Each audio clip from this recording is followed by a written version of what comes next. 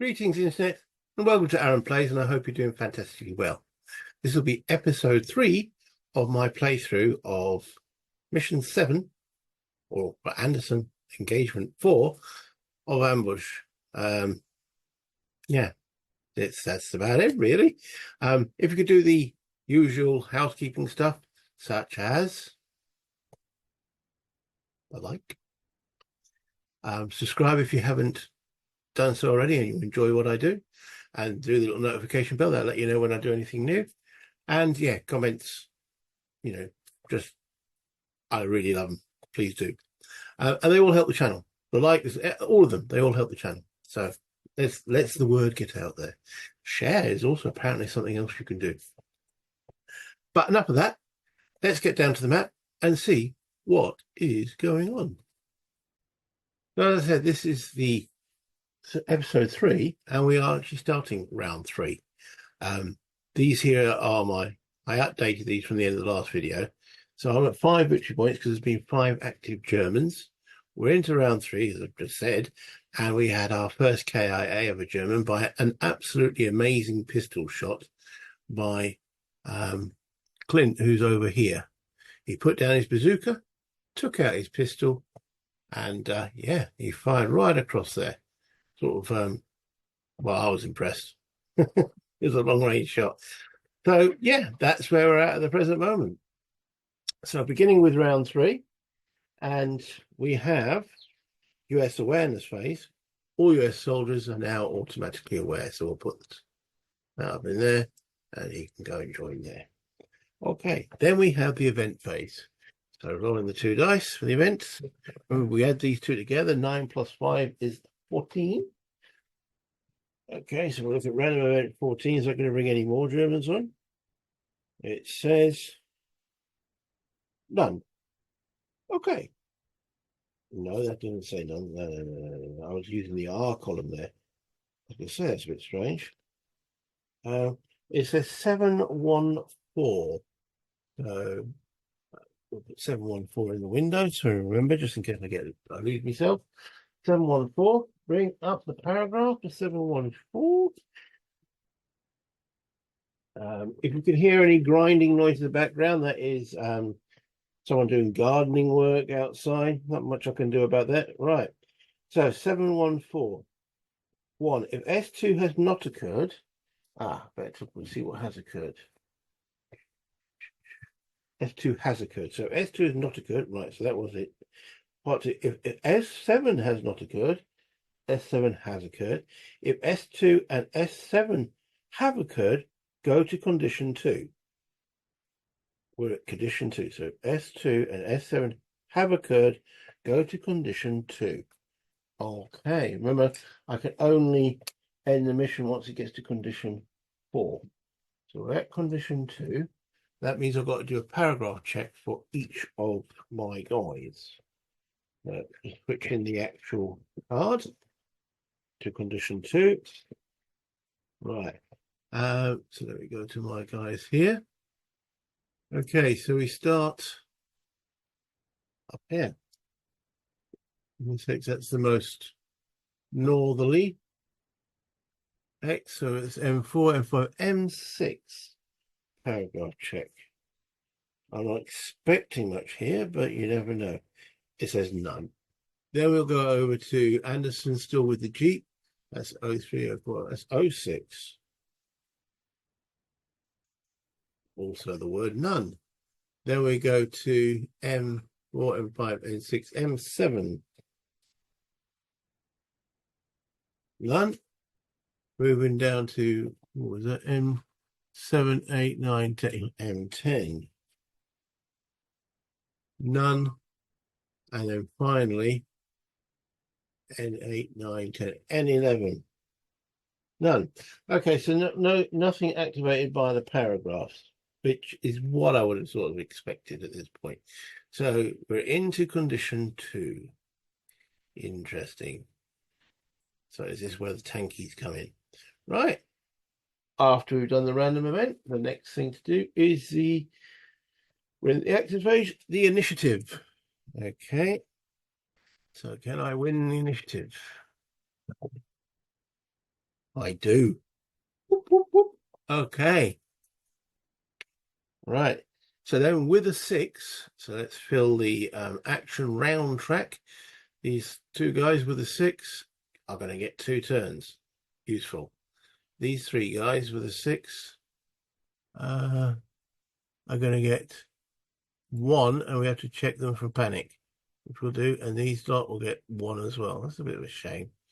Okay, so checking DCG for panic. None of them should be, but you never know. I might have a right. Well, G and C are stacked together. So that is Clint and Gibbs. They've both got initiative of 3, so they keep each other going. D, C, G. So it's just then Denton, who's within command range of Anderson. So yeah, they're all fine. There's no panic there. Okay, that's with the 6. For the Germans with the 5, Müller. With the 5, he gets 1 turn. Good. These two here with a 5 are going to get 2 turns. So that is Erbach and Wang. And then Richter with a 5 gets 1. And again, they ignore the red numbers on here. They don't have to check for panic on that way. They get panicked by paragraphs and we shoot at them, but not by activation. Okay, so that's that. Yeah, so we're now into the action round. What I've been doing in the past, and during playing Battle Hymn, I realised I've been making a mistake. I was wrong now, the German activation number. I don't roll the German activation number until something of the Germans can activate. So I don't get a pre-knowledge of what they might or might not do. So both my squad leader and assistant have a 2-action turn. Okay, what can I see at the present? Bugger all. Okay, so continuing. You might have seen the disappearance of my little man in the top corner. Yeah, I shouldn't have been there in the first place, so I've removed him. So we're going with, as I said, what can I see? And I think I made the expletive bugger all. So yeah, let's continue. Okay, so it's round 3. I'm at 5 victory points, and it's Anderson and Baker to activate. Right, what I don't want to do is get involved in a firefight. My aim is to slow them down, not to actually get eliminated. So as I say, no one can see. I can't see anything. With the Germans hiding by it. So I need them to do something. What I don't want, though, as I say, is a firefight. So I think I need to get these 2 guys out of here before these guys start moving up here. I'd like to be able to shoot them as they move, but remember, there's no defensive bar, like as in ASL or quite a few games. As an enemy moves, you can shoot at him. You only get to shoot when it's your activation. So a German here could go 2, 4, that would end his move. And the next time he could go 1, 2, it'd be in the building before I can actually get to actually shoot at him. But what I don't want to... I'm not sure how to help you with that. So that's what I want to do. Okay. So I'm going to use Baker to give an order. And I want him to give an order within 2 hexes to Clint. Because Clint's got the bazooka. So I need that to fight tanks, not infantry. We are ordering Clint to crawl with his bazooka. I'm going to put the bazooka underneath him.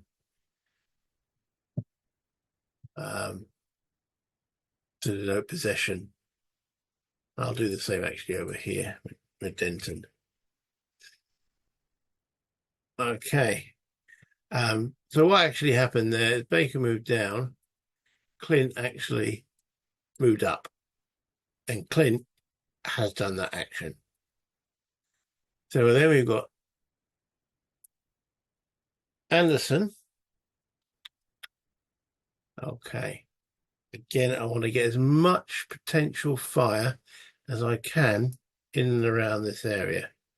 So we're going to have Anderson give Denton an order to move. Okay, so that again will look like Anderson down, Denton up. Okay, now we know that the next two to activate will be, I did get their names again, it's Urbach and Lang. Now, Urbach and Lang will be moving, I should imagine, somewhere down here. I can't see them crossing here. Probably moving towards that building. So, can't see any risk to Denton at this present moment. So we're going to change his stance to standing, which is a free stance change. Remember, this is from Anderson, and he moves 2 to there, 4 to there. Okay, and then when it's his next activation, we will get him to crouch or prone as we see fit. So that's Denton come down.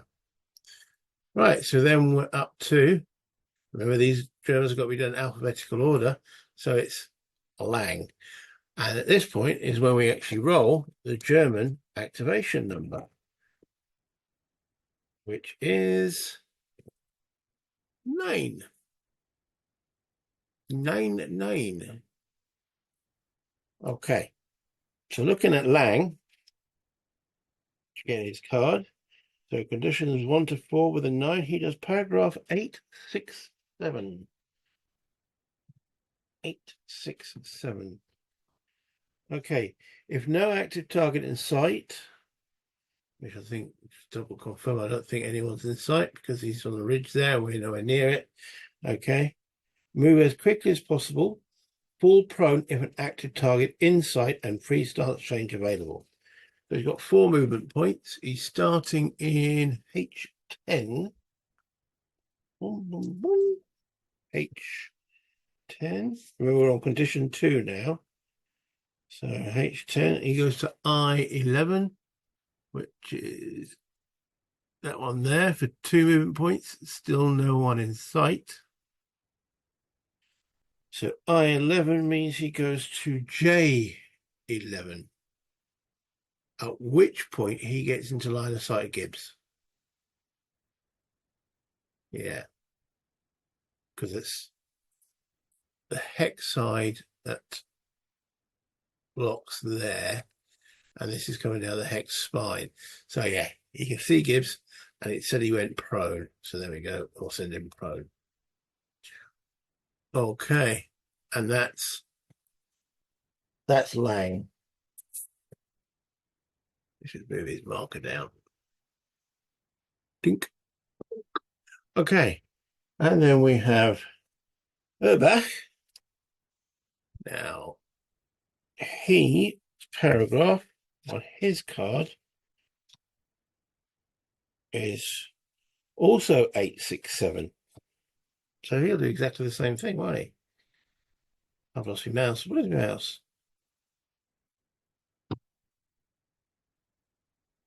There it is. Disappeared for a moment. So he'll do exactly the same thing and end up there. Prone.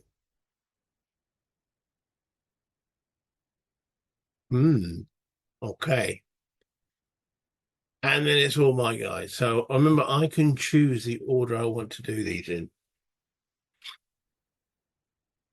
Now, I don't want to be involved in a firefight. And they've gone prone in brush.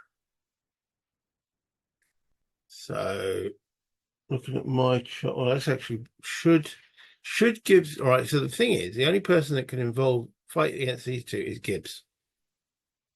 And to be fair, I mean, Gibbs isn't too bad. He's got a weapon skill of +1, but he actually carries 2 lots of the ammo for the bazooka.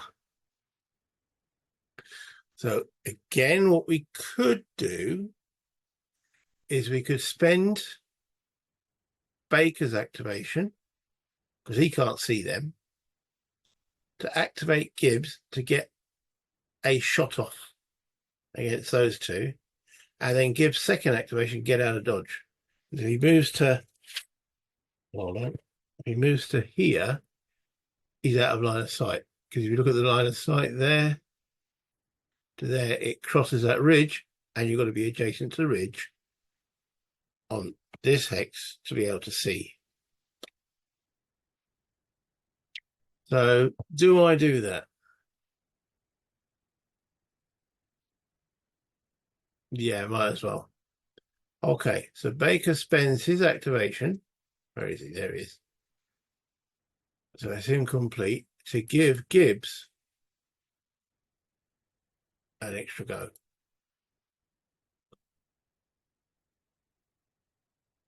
Gibbs will then take a shot at Lang or Umbra. I mean, they're probably about the same, aren't they? Lang has a +1 weapon skill, so let's make him the target. Yeah, he's got a big +1 sitting on his helmet, so we know he's quite, he's a good shot, which obviously makes him a target. So yeah, okay. For Gibbs to hit, let's have a look. Let's bring up the charts we've done before. Is that the one we want? Yeah. Okay. So it's within 4 hexes. He's armed with a semi-auto rifle. So 286. That'll be a short-range shot. So it's not. So first of all, we've got to take if his weapon jams. Remember, black dice is 10s. 33. His weapon doesn't jam. Okay.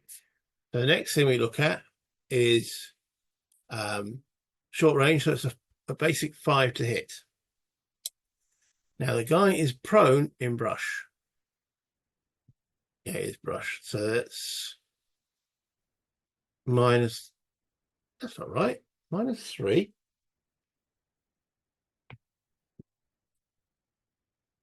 Sorry, I'm just looking at my fire combat modifiers chart, the real one. Soldier prone, -2. Oh, so why is it? Rough is -3. Yeah, rough is -3. Cover is -3. Have they got coat? Yeah, that's correct. Everything else is correct. So why? Woods? All right. Maybe there's an errata. Let me have a look. I can't find anything, so I'm going to say that this chart here is an error. So it's -2. So I'm going to say, so basic here is 5. -2 is 3. And then this is Gibbs. It's got +1. So it's +1. So it makes that a 4. 4 to hit. Rolls a 0. Good shot. So this is on L. Lang. All right, so we're now here. So 6 or better is great. But anything better than a 2, but anything better than a 0 or 1 would be best. Yeah, all right. So what do we get? A 3. Okay, so that wounds Lang. Right. Okay. So he's now he's already prone. He doesn't get any worse than prone. I need to get a wound marker. So that's a status. Where's status? Capture wound. There we go. Right. Okay. And that means he doesn't get an action for that round. He's marked as complete. Okay. And also that means he gets a maximum of 1 action and a few other little things that happens when you're wounded. Right. So Gibbs, that was a good shot. Right. I mean, a better shot would have been the 6 and incapacitated or take him out, but it does weaken the Germans. So that's Gibbs there. Okay. So the question now is, do I activate Gibbs again to shoot? Knowing that Urbach is going to have a shot back. So I could take another shot at Lang to get another wound. We notice it was a 4 to hit. So that's effectively 50% because you've got 0, 1, 2, 3, 4. Yes, that's 5. So that's 50% chance of hitting. Ooh, that's a tricky one. I really don't want to get it. So, but then Urbach back at me would be crouch. I could go prone at the end of it because remember I get a free stance change. No, I'd rather. The thing is, if they move, they'll probably go to the building, wouldn't they? And then I'll be shooting at the building. That makes it a bit trickier. Well, the wounded guy, would he get to the building? He might not. I think I'm going to take discretion here. And well, if he goes prone, what's his chance of being shot at? Okay, so Jim's on with a bolt action rifle, short range. So it's basic of 5. It's Urbach that would be firing, so his weapon skill 0, so it stays 5. I'd be I'd go prone in the wood, which is -4, so that takes it down to 1. So that's a 20% chance. So I've got a 50% chance of hitting them, and they've got a 20% chance of hitting back. However, as I keep saying, I don't want to get involved in a firefight. What's making the final decision is Gibbs actually has the additional ammo for Clint with the bazooka. He's part of that team. He's going to go back. Ooh, tricky, but yeah. And he goes back there. He crawls back there. So now he can't be shot at by Urbach when he activates. It'll be interesting to see what he now does. Okay, so who do we do next? So we've still got Clint to go. Now, Clint, see, I think I made a mistake on this because I gave Gibbs the additional ammo. But if Gibbs goes, that means I've got to keep them together. So I'm going to do something I haven't really done in this system, which is exchange equipment. So only one of the soldiers actually has to be active, which in this case will be Clint. And he's going to take the 2, because I gave Gibbs 2 bazooka rounds. So Clint had 2 and Gibbs had 2. I'm going to change that, and I'm going to take the 2 off Gibbs and give them all to Clint. So he's now got 4 bazooka rounds, 3, one of which is actually in the chamber because it says I'm allowed to start with it prepared. So Gibbs can assist him still, and I'll probably try and keep them together, but at least he's not technically tied to him. All right, so that's actually Clint's action is to grab those 2 additional rounds, which fills up his ammo required. He's got 4 baz rounds and 2 pistol clips. So that's Clint done. Okay. Now, Denton, so we've got a lot of infantry moving up on us. I'm going to move him now. Going up a gradient like that costs nothing unless there's an embankment there. Elevation change, backside. Yeah, no additional cost. So what I'm tempted to do is move him where he's got a free stance change available. So I'm going to move him to there for 2 and make him go. I'll have him go prone. Yeah. Okay.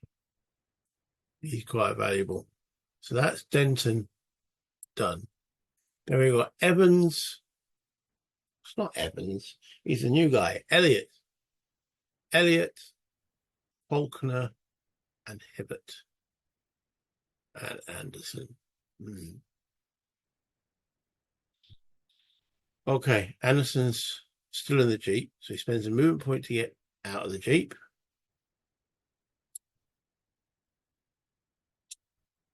Come up out of the Jeep, moves there for 2, moves there for 4, and then crouches.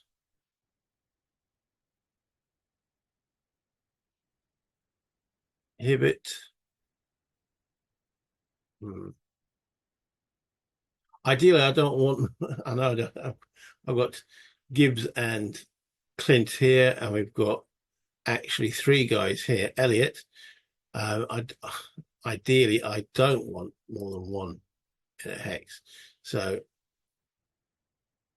we've just done Anderson, so he's done. Elliot, we're going to do. He is going to go back a hex to,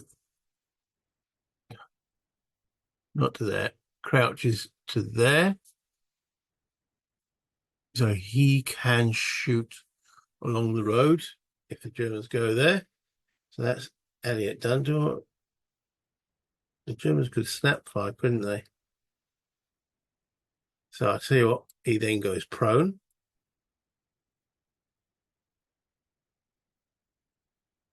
Okay. Denton went prone, yeah.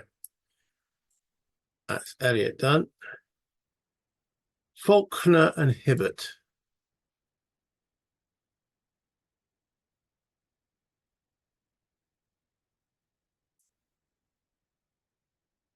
Okay. If he stands up, that's his 3 stance change. Then 2-4, he doesn't get another stance change until next turn. Because ideally, I want someone here that can shoot here, here, here, and here.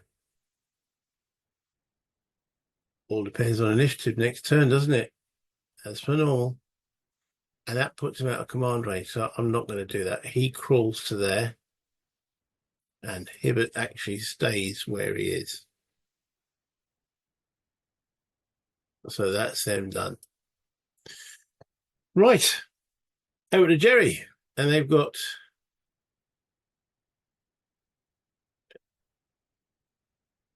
yes, they've got 3 guys. They've got rum. Rum. Okay, so we will actually be starting with Muller, but we have to roll a new German activation number, which in this case is an 8. Okay, so Muller with an 8, this is 7 to 9, he does an 8-6-2 paragraph. Okay, bringing up the paragraph, 8-6-2. If no active target in sight, there isn't because he's behind the woods, move as quickly as possible, fall prone if an active target in sight and 3 stance change. Okay, he's standing at the present moment. Let's just bring up Muller. There he is. Okay. So C4 we know is going to, oh no, wait, this is a different condition, isn't it? So let's see. C4, he does go to D4. Okay. Whereupon he sees at least 2, 3, 4 Americans, and as it says in the instructions there, he goes prone. Okay, so that's Muller done. Then we have Richter. Now he's conditioned with it was an 8, wasn't it? Yeah, that's 8-6-2. Same thing, isn't it? Right, if no active target in sight, move as quickly as possible. Ball prone. If an active target comes in sight, so he's starting in F9. F9. He goes to G10. which is there for 2. And then G10 goes to H10. That's 4. Still no targets in sight. Okay. And then we've got the interesting one. Ubrecht. Urbach. Blimey, come on. Urbach. What is he going to do? He is in J11. Okay. So looking at his card with an 8, it says 865.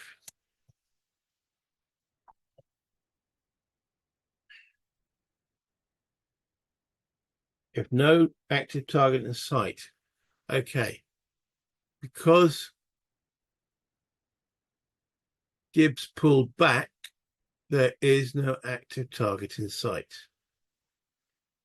No active target in sight. Move as quickly as possible. Okay. So Urbach has got 4 movement points. Now, he's got to do a stance change. So he changes from prone. Okay. And then this is 865. No active target in sight. Move as quickly as possible. Fall prone if an active target in sight and free stance change available. So he's just used his free stance change. And he's starting in J11. So that says, oh, got a number there. 058. 058. Right. What's he going to do on that?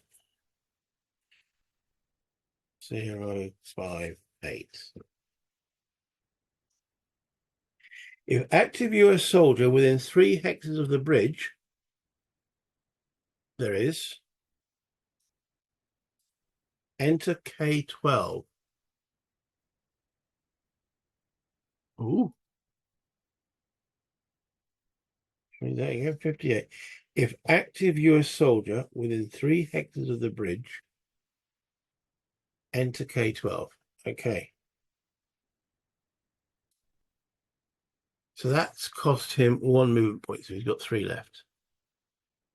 Let's get these out of the way for the moment. Okay. Remember, he's moving as quickly as possible. So he's now in K12. It says go to K13. So he's entered the building, as suspected. K13. Now that costs him 2 movement points, 1 for the door and 1 to go in there. So he's now spent 3. He's got 1 point left. Okay. And he's now in K13. It says he goes to L13, which is over to there. So that's now the windy. But remember, he can't do a stance change. So he's standing up in the building. It all depends on who wins the initiative there now. Wow. Okay. See, that's is it a problem with the game? Because, he went through there. What, if there's defensive fire, these guys would have been let to open up, wouldn't they? But that's just the nature of the game. Okay.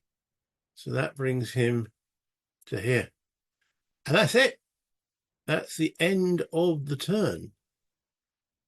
Okay. Let's bring this back up to the top and we'll have a little bit of a chat.